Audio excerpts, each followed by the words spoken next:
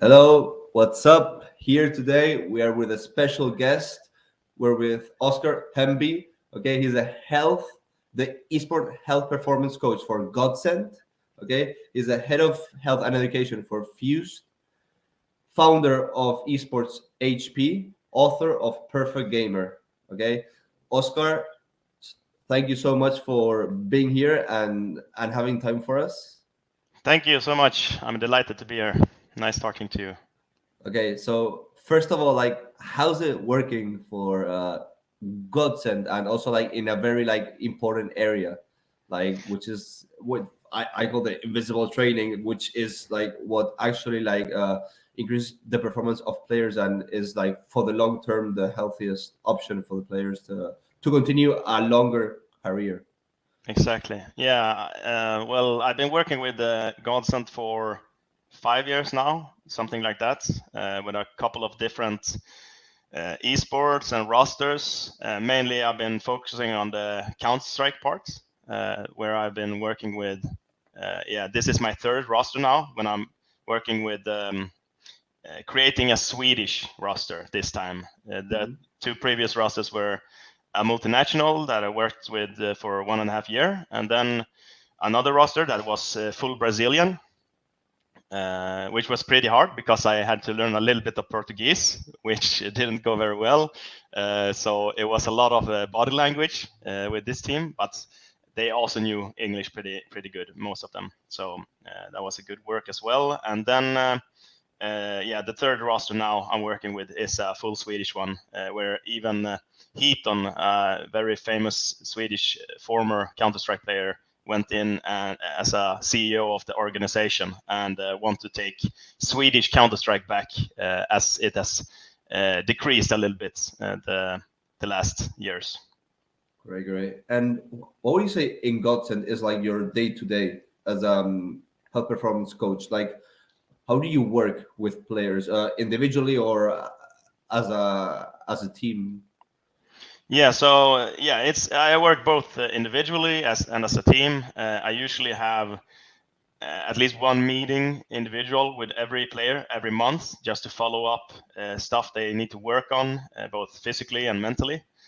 And also, it depends very much how much I work with them. Now, when we started working with the Swedish roster, I worked every day for like a month to make sure that the team culture is good, that everyone is feeling great, and everyone is working on the things they really need to work on to make it work in the beginning. Then now, for example, now they had no competitive games for a week, so I just let them practice on their own. So it depends a lot how much I work with them. Now I didn't work with them for a week, or a little bit, some meeting here and there, but not so much. So yeah, that's basically how I work with them. Okay. And how do you, is it also, do you provide them this kind of the same meal plan, the same athletic training, or is it personalized based on what? Like, it's very interesting. Yeah, okay. So yeah, obviously it's very personalized. Everything when it comes to nutrition, exercise, mentality, how they sit even, how they sleep, all those Mhm. factors, they vary very much depending on what kind of person they are and how they live their life, where they live and everything.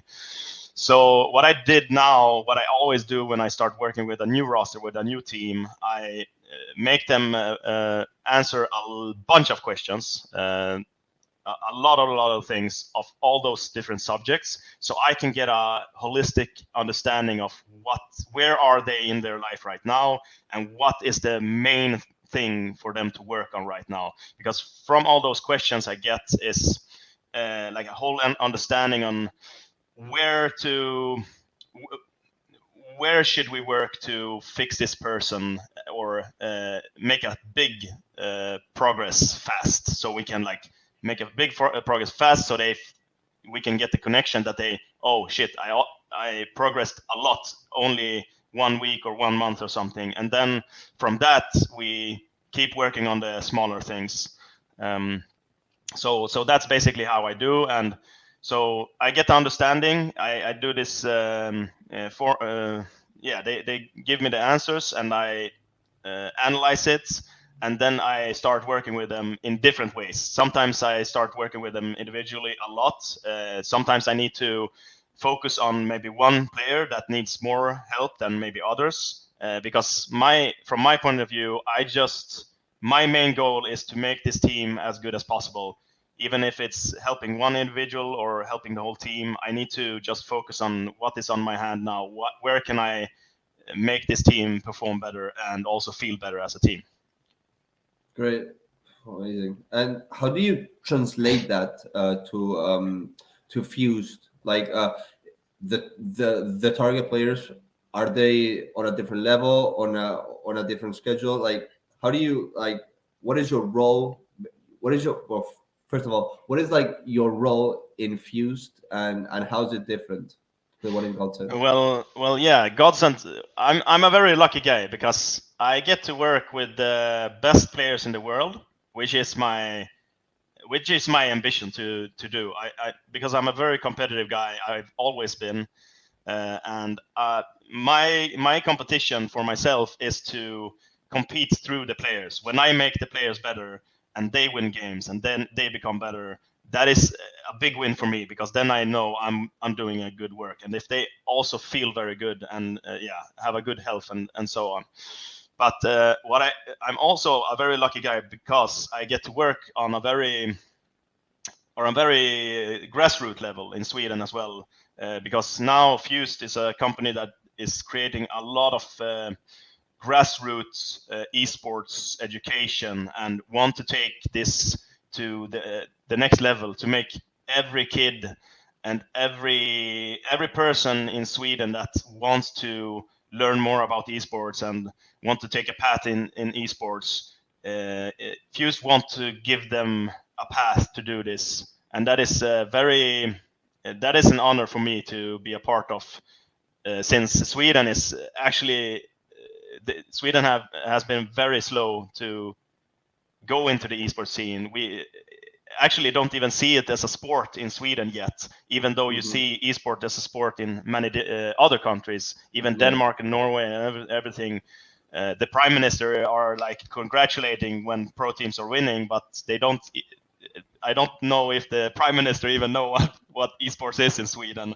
So that is something that we need to work on in Sweden. And I'm really happy that this grassroots thing is going really well. And we even got a prize now a couple of months ago in Swedish national TV on like the biggest stage you can get for doing stuff for youth and things like that. So I'm really lucky to be working with some of the best players in the world, and also the grassroots level doing stuff there, so the esports scene can grow in my mind in a good way, in a professional way, with all the health factors in it, so you can do it in the right ways, so to say.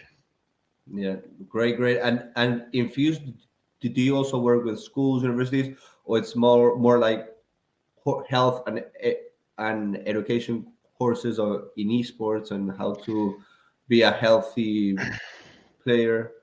Yeah, I mean, What is the focus? yeah, the focus is of course like education and health, the health part, and we like it's just started. So, and also the education system with esports and everything is all over the place in Sweden now. Like it's growing so fast, and everyone wants to do like let's do this. So everyone is doing a little bit differently, and also as I said, we don't have like a curriculum in Sweden since we don't have it as a sport, so we don't get the same.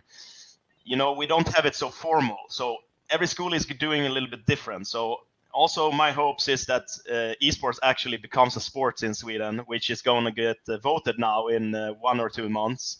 So hopefully it becomes a sport, and then when it becomes a sport in Sweden, it will become more formal and structured.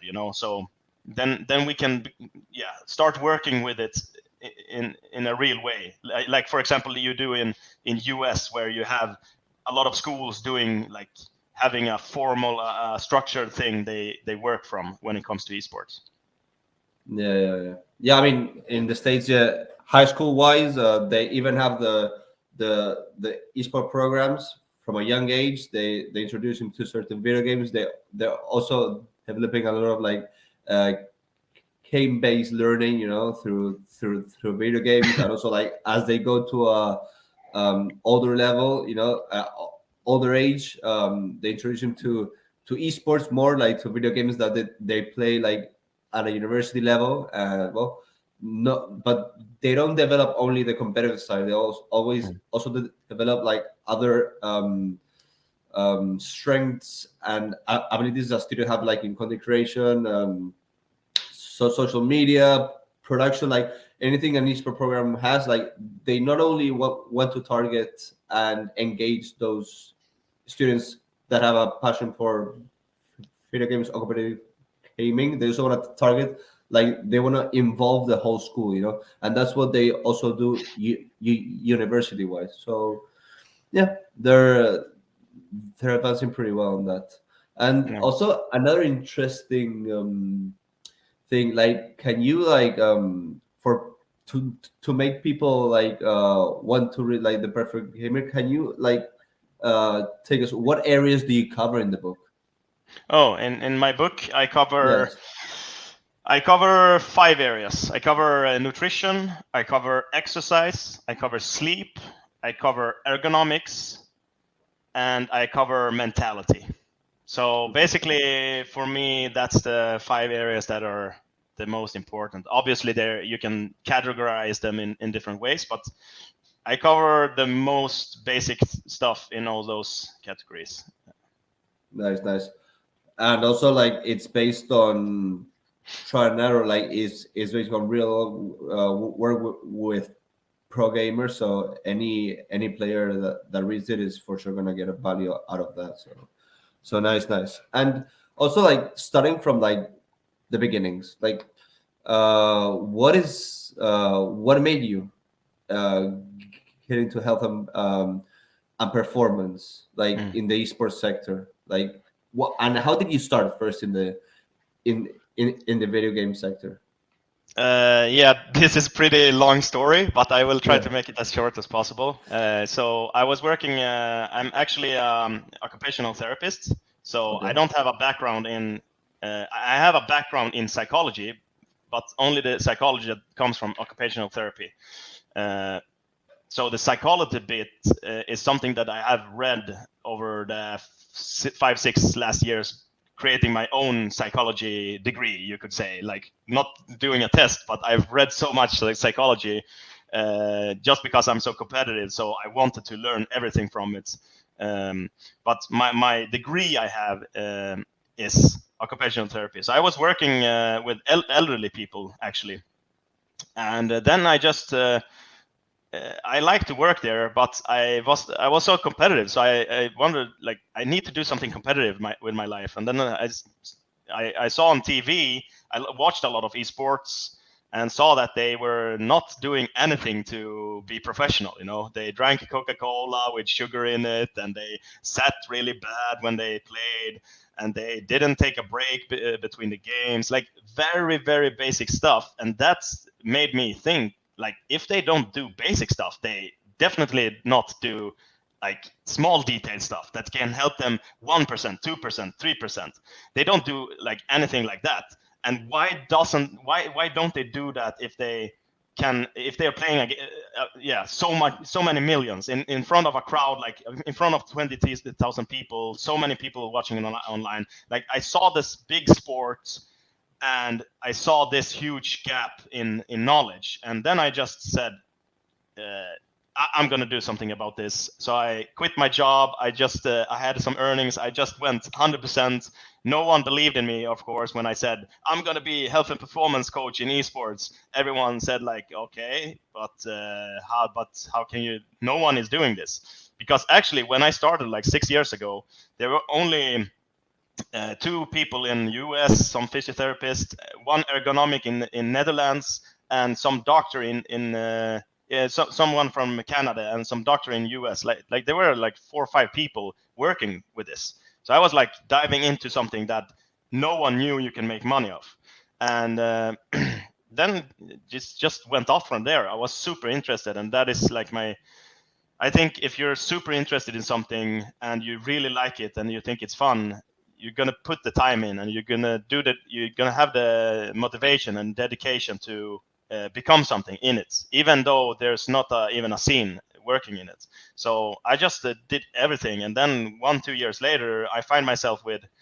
2 different clients, and that was when I started working with Godsent and also with another club called Malmö FF, which is my hometown, their FIFA team. So that was my 2 clients, and then I just kept on working and became better and better, and yeah, grew from my mistakes and grew from what I did good, and yeah, that's where my story started.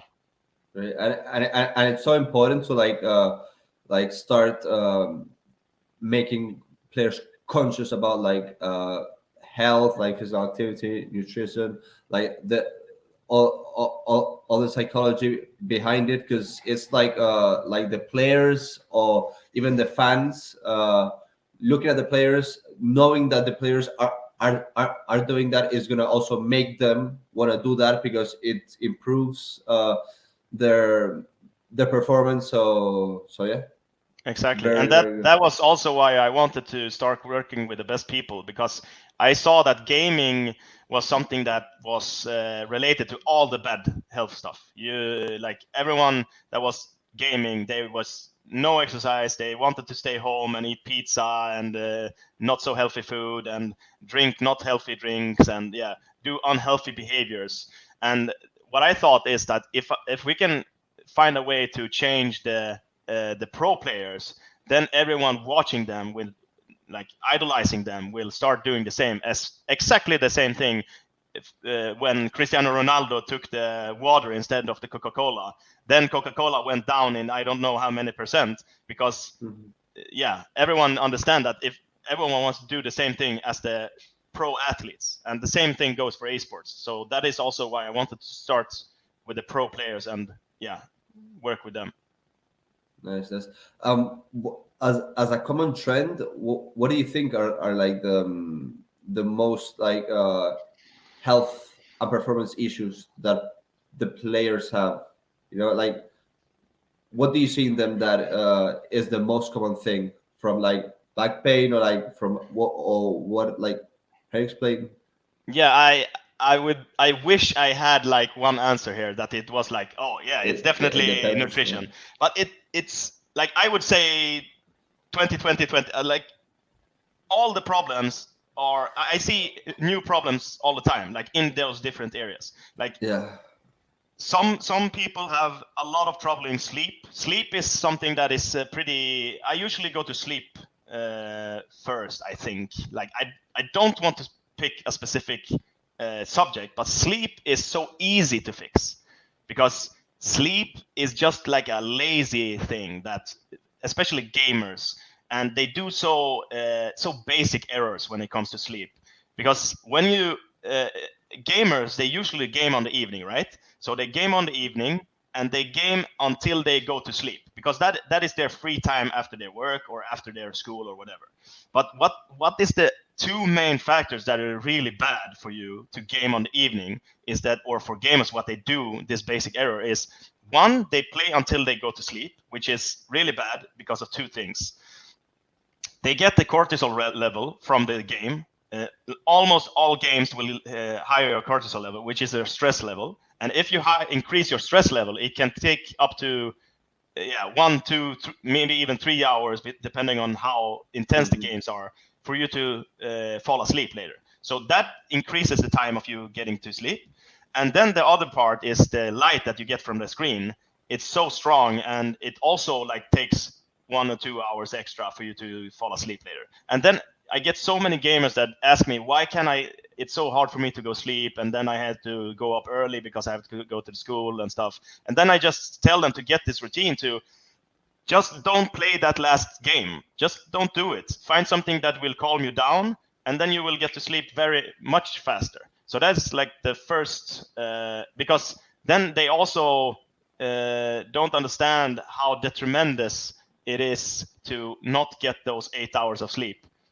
And yeah, so that is what happens. They play that last game maybe 10 o'clock, then they don't fall asleep until 12 or 1 because they have the cortisol level and the lightning that stops the melatonin from creating in the brain, which is the substance that makes us tired.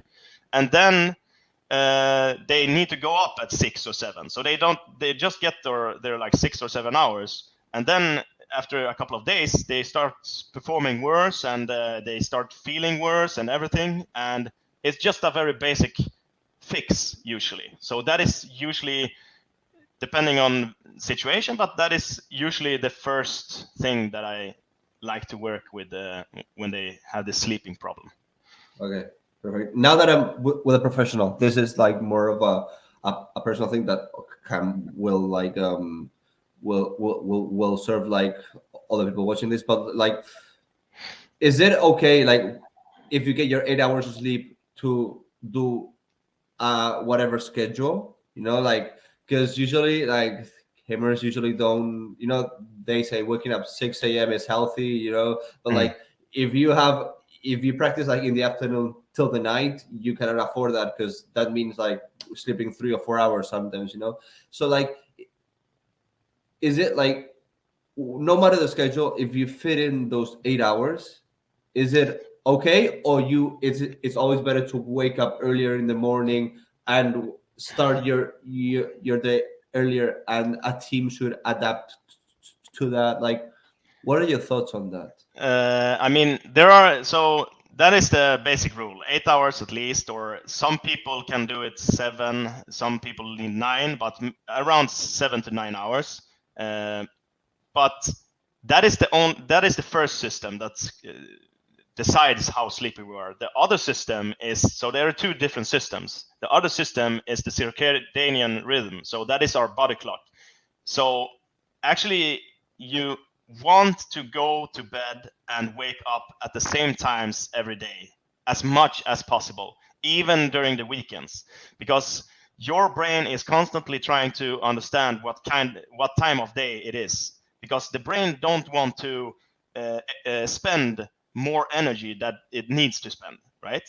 That is also, for example, how jet lag works. If you've ever gotten jet lag, which is if you go to another time zone, maybe if I from Sweden go to the US, and during the day I feel very zombie-like, my brain is not working, and that is because I've been going to bed and waking up at the same times every day. And when I come to US, like 24 hours later, my brain thinks I'm asleep. So my brain has dragged down all the different things that makes me focused, energized, that my signals in my brain works properly. My pulse is probably lower and everything. So me as a person will work, not so good. And the thing is, this works the same even you don't have to go to US to experience this. This will also happen if you, for example, go to bed at one time and then next day you go to bed 4 hours later and wake up 4 hours later. Then you will postpone it, and your brain will not be fast enough to keep up with that, with what's going on. What you can do usually to fix this is, first of all, you want to go to bed and wake up at the same time, but the you can also fix it, or decrease this brain, brain decreasing thing with light from. So when you wake up, you get as much as light as you can, because our brain is very simple. If you get the light, your brain will start understanding that, oh, okay, it's day, so the brain needs to start working. And then when you go to sleep, you need to minimize the light. So that is like the basic 2 rules: get light when you wake up, minimize the light when you go to bed, and try to have the same times. I know in esports it's not possible, and also this thing with, the best people go to bed at 10 and wakes up at 6. I think that is a myth, actually. Obviously, it has to do with the lightning a little bit. So you don't want to wake up 4 o'clock and only get 2 hours of lightning, because there are studies also that say you are different healthy depending on how much light you get. But if you wake up at 10 or 11 as an esports player, usually like there are some in the society, people say, oh, good people wake up early, but I don't think that necessarily has to be true. The true thing is get your 8 hours and stay to the schedule. Stay to the schedule when you go to sleep and when you wake up. That is basically my 2 tips then. Maintaining as strictly as you can, waking up and going to bed the same time every day. Okay. Yes.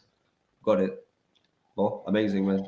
And have you encountered like players being skeptical or resisting to, like, I don't need this, at the beginning. Now I think Oh. like everyone knows they need it, like to be a better player, but like at the beginning, I mean, this happens to me all the time, and it's still happening a little bit. But since I'm becoming, not famous, but people know I've been in the business for a while, and I have a pretty good result with different teams. With the 2 teams I worked with in Godsent, both teams were top 100 when they started in Counter-Strike scene, and then both teams within 1.5 year became top 12 in the world. So is that my thing only? I don't think so, but I think I helped a lot for them to get there, because I know I helped a lot with many different things in those 2 teams. But yeah, obviously, even if I have this result, I still get people that's especially the players that has become a world champion or they have reached the highest level with doing this unhealthy behavior, because the esports scene is not so developed. So there can still be players that are so good and play so much and are so motivated that they can still get to the highest level with not doing the healthy stuff, because other people are not doing the healthy and mental stuff and mental preparations and everything. They are not doing the professional thing. So you're competing against the scene always, right? You're competing against other people, and if they are not doing the pro and healthy stuff, you can actually succeed with doing the healthy and unhealthy behavior. But that is the thing, because now the world is changing, the esports scene is changing. So if you don't do this healthy and performance athlete thing as an esports athlete, if you don't drink well, eat well, go to sleep, prepare before games in a correct way, then you won't have the edge. The other people will have the edge over you. Yeah. So you will lose this edge. And then, like, you see more and more on the top level, there are fewer and fewer players that actually don't do this. But so maybe 1.5 years ago, I have a story for example, with Taco, with a player that has in the CS scene. He's two-time world champion, I believe, and with him it was pretty hard to get a good. I got a good connection, but to make him, for example, exercise and to do stuff that is healthy for him, it was pretty hard. Like nowadays, he started to doing it. He started to doing it. A couple of years, like maybe 1.5 years ago. But it took some time for him to understand that he can actually benefit from this. And that would happen with any person, because if you reach the top with your previous behavior, why should you change it, right? It's really hard to understand that. But it's the burnout. That's why also a lot of players retire at a young age, and it's like, yes, while you're at the top, it's not the same being at the top and feeling like bad shit, or being at the top. I'm feeling good and keep playing and feel mentally well with yourself. Yeah. I think if I could add something there, I think because I've worked also with a different health and performance coaches in the scene, right? This scene, as I said before, when I started working 6 years ago, this was a really small scene, like the health and performance coaches thing. It was very few people doing that. I was one of the few in the world doing this business or working in this business. But just a couple of years later, like now, there are hundreds, thousands of health and performance coaches, and I've worked with a couple of them. And what I've learned, the missteps I have done in my career, is that I don't you need to meet your player. Like if you meet a player that doesn't exercise, eats very unhealthy, doesn't prepare, but is really talented, you have like a really how do you say, diamond, unpolished diamond, or what? A gem, yeah. A gem, yeah.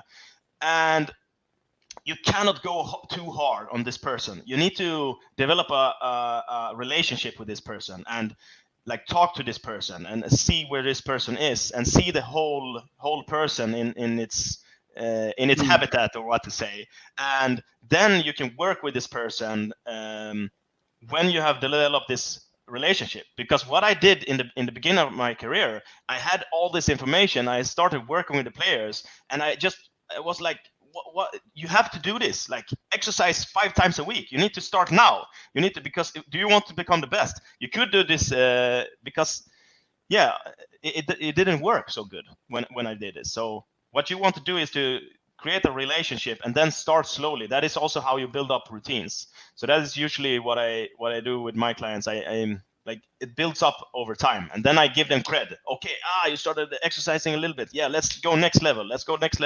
Oh, you started eating good. Very nice. Let's see, like, what we can find here. What can you eat? What can you eat even better? How can we like increase this and increase this? It's like a development that goes over time. So you don't think that it will happen over a day, you know? Yeah. And what you just mentioned, like, do you think, like, the gems, this talent, they usually have like a high ego? Is it by knowing them better that the ego barrier, they remove it bit by bit, or how do you make them remove that ego and let them be a student, instead of just thinking they're the best and they don't need anything? Yeah, I mean, that is definitely the ego. I've had to create this relationship with every team I've been working with. For example, I have a very good example and a story there, actually, because the second roster in Godsent, when I was working with some of the best CS players in the world, Farley, the coach Devil Walk, Styko, Madden, and so on. I had been working with them for a half a year, and they increased a lot in performance. And then we had 2 nights of disaster, or actually it was pretty good, but in my eyes it was a disaster. We were playing the top 2 and top 4 ranked in the world in a tournament, and the 2 days it happens the same problem. Both games we lose 2-1, and after the game they say the same thing. The third game of the best of 3, we lose it very hard, like 16-2 or something. And the other maps we play really well, but lose 1. So the last game of the 2 days was really bad.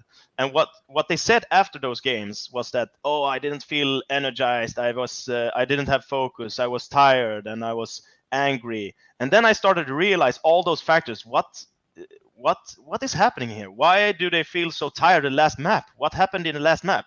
And then the second day I asked them, because we were out of the tournament, we really had the best chance ever to win over the top 2, top 4 in the world and become, a really top tier 1 team. And then I asked them, guys, what did you eat today? And it was a multinational roster with Germans, and the Germans said, I ate like a bratwurst sandwich at 2 o'clock. And man, this was like 10 hours ago. And then because we always had those talks after a game, and then the other person said, I ate a sandwich or some cereals at 3 o'clock. Man, that was like 9 hours ago. And then everyone in the team hadn't eaten for like 8 or 9 hours. And this was a very key moment for me as a coach, because I had been talking about nutrition. I saw this nutrition problem in the team, and I listened, because I've been working for half a year with this, and I thought that I had a connection with them, because I had given them the information about, okay, this is what you need to eat. Start doing this now. And they were like, yeah, sure. But then in their mind, they were super ego. They maybe ate good for a couple of days, but then they went back to their old routine, because they thought, okay, I came to the top with this behavior. Why shouldn't I keep going? But in this moment when they had effed up in this two best of three games, I shouted at them and said, like, what the hell are you doing, guys? You want to become the best in the world, and you're like behaving like children. What I have been talking about nutrition for so many days, and I was super angry. I like shouted at them, and that was the first time they had seen me angry. And I said, like, if I see this again, I will be so angry. You've never seen me so angry before, because you want to become the best in the world. I've talked with every one of you. You want to become the best, the top one in the world, and you do this behavior when you have this chance. How can you? What are you doing, guys? What is this? So I shouted at them and was really angry, and that was the perfect thing for me to do, because then they realized something happened in that moment, that the I don't know what to say, but the cap dawned on them, and they finally understood what was the problem. And then next day, everyone was writing to me, Oskar, what can I eat a banana before the game, or should I eat it after, or how can I like keep this energy? And another one wrote, Oskar, can you give me like the nutritional plan, exactly what I should eat? I promise I will do this nutritional thing. And that is because it was linked to a special key moment. And from that day, I think everyone was joking around, but also being very serious about what they eat when they play games, and what they should eat before and during the games to keep energy levels during competitive games. Nice. And also, like what you just said, like, brought me this question: what is like the foods that we eat on a daily basis that we even consider healthy, but are making us underperform as players? What are those foods? I think when it comes to food, you need to try and eat foods that are more slower carbohydrates, which is basically food that gives you energy over longer periods of time. And that is usually, give some examples like whole grain bread, or like darker pasta, or like usually normal food is okay, like not junk food, and not stuff with too much sugar in it, because sugar is like spiking your energy level. You go up in energy, then you go down. Yeah, so that is just very basic what you should eat. Like everyone can Google what should I eat before, or that has slower carbohydrates, and obviously lower on sugar on everything. Don't eat candy or stuff like that. Try to learn and drink sugar-free drinks instead of drinking drinks with sugar. That is like the basic thing as well. But even the sugar-free drinks, man, they don't contain sugar, but they contain other They other worse contain things, you know. yeah, I mean, a lot of people, but actually aspartame, which is this fake sugar, what to call it, it's been studied a lot. And I think there's a lot of fake studies out there saying it's dangerous or you can get cancer or anything. But actually, I think from what I know from the studies and from all the nutritionists I've been working with and all the dietitians I've been working with, everyone says that this fake sugar drinks are usually better, especially if they have aspartame in it. So Coca-Cola Zero or all those zero kind of drinks are much better.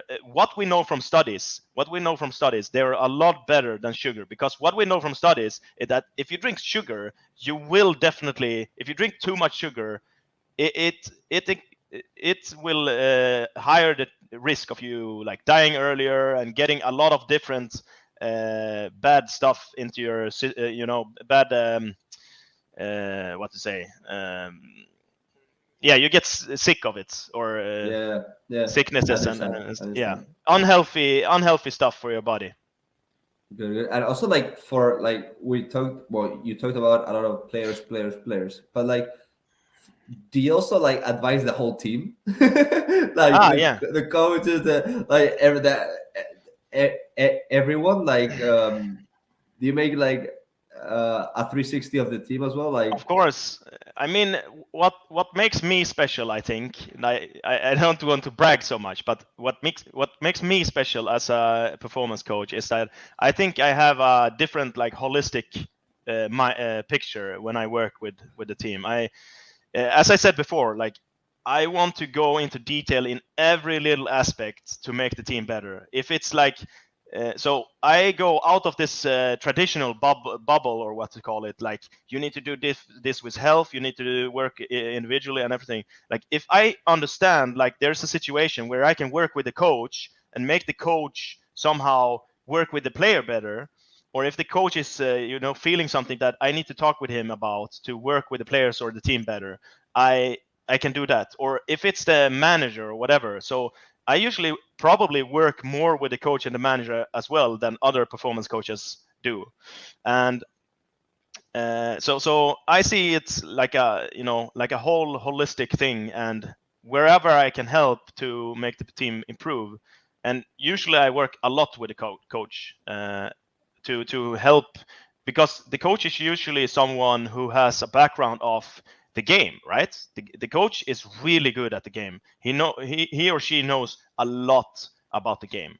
So but this person maybe don't have the background is in how to build up a good culture in the team, for example, or how to coach the people in other aspects than in the actual game, right?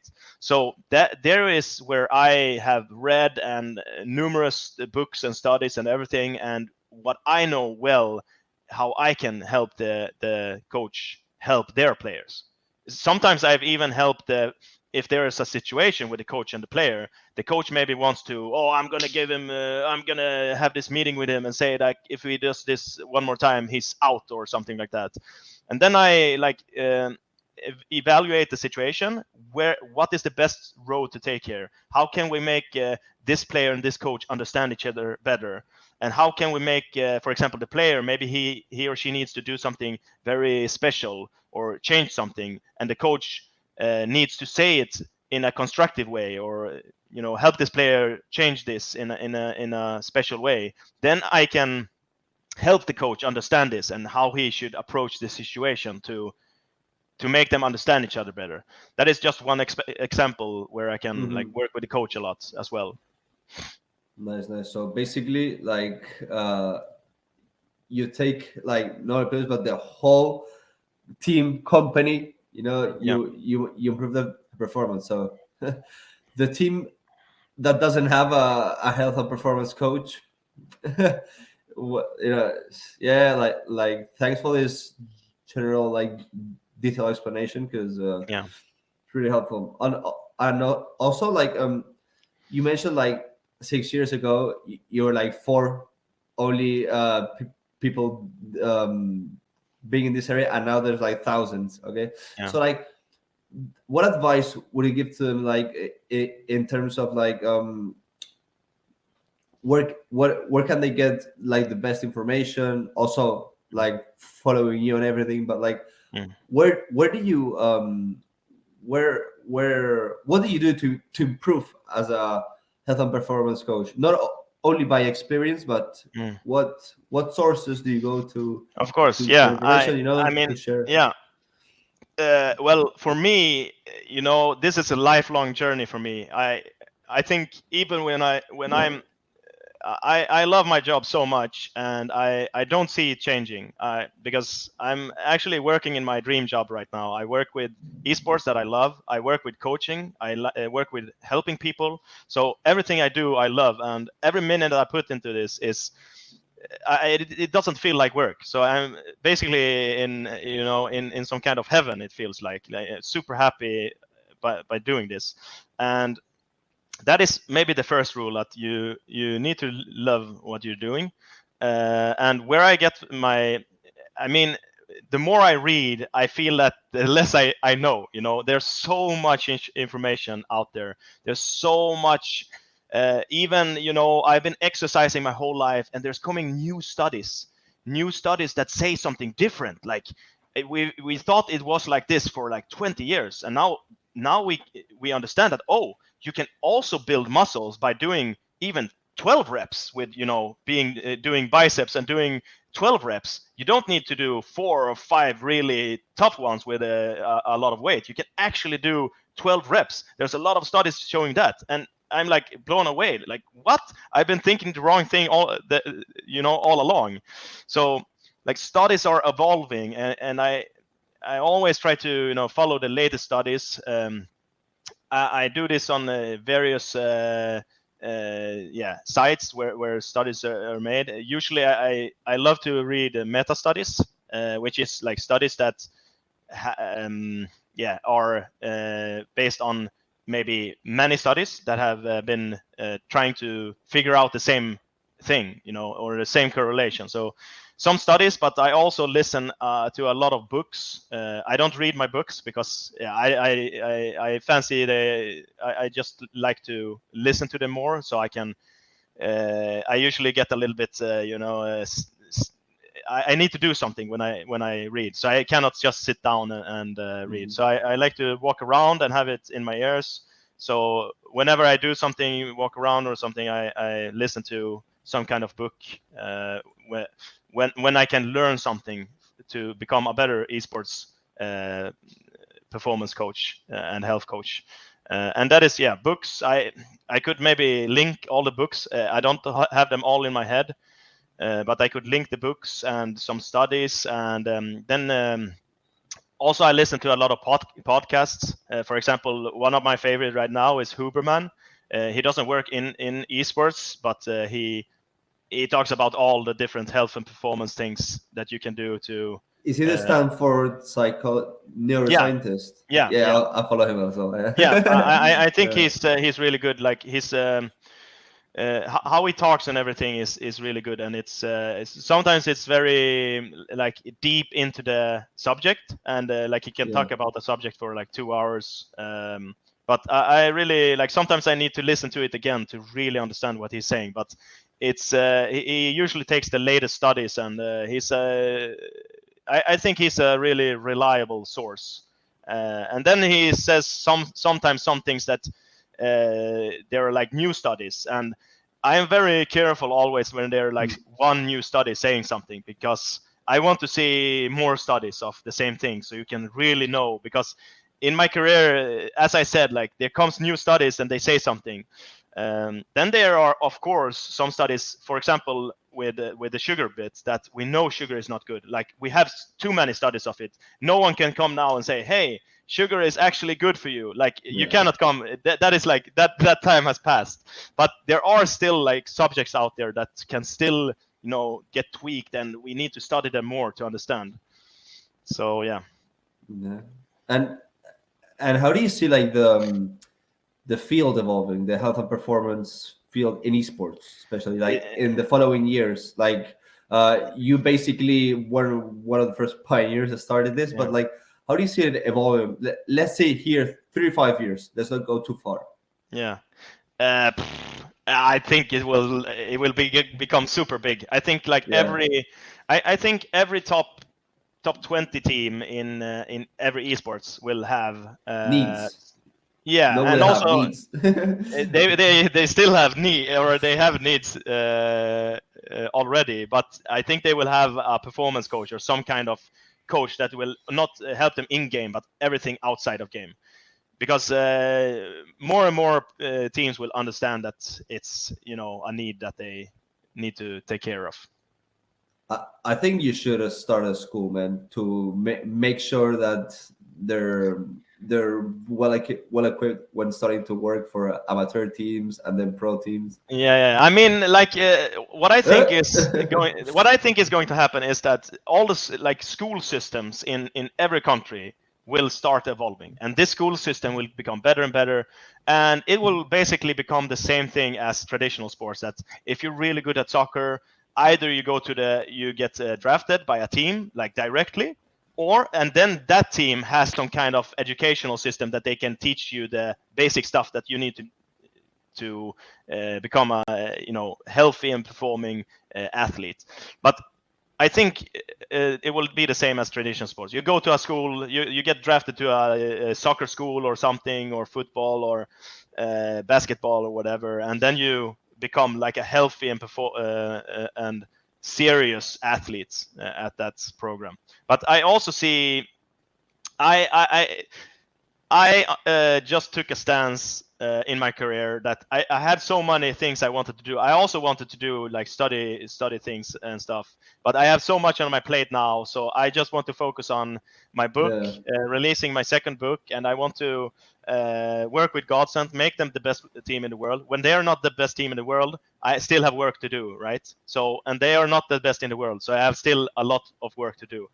So making them the best, my book, and also helping Sweden's grassroots evolve in Sweden. So I let this education system, I let the schools take over this bit and evolve it. And I will of course try and help as much as I can. Then I also need to do a shout out to because when I started as a health and performance coach 6 years ago, these people that also worked a little bit in this area was called 1HP, and they are from US, I think.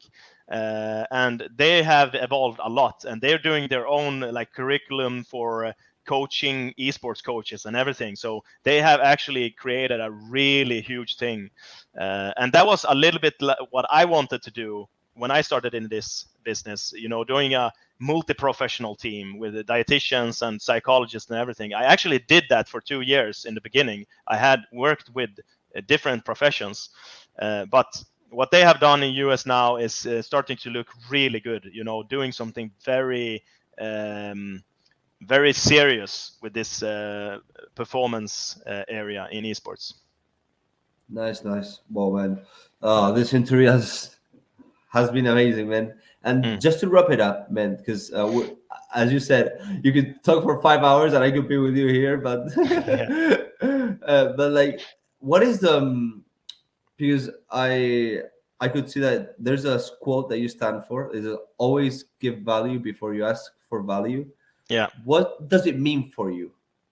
That is one of my favorite quotes, and that means that there are so many people in the world that they want to have things. They why cannot I become a pro? Why cannot I get this and that? And I think if you start looking at yourself and what you're bringing into the world, that as a first step, and if you do that and just focus on that, then the second thing will come. If you focus on one thing, because our brain is very simple.